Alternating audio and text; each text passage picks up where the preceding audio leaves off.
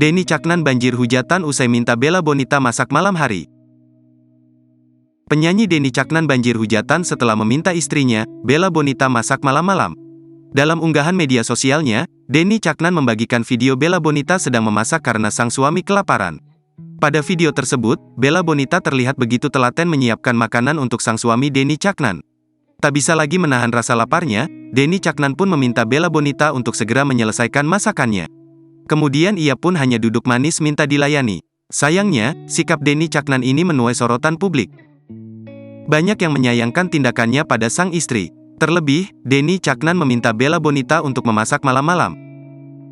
Namun mantan kekasih Happy Asmara ini beralasan hal tersebut sudah menjadi tugas sang istri untuk melayani suami kapanpun dibutuhkan. Ucapan itu pun kemudian membuat Denny Caknan dihujat netizen.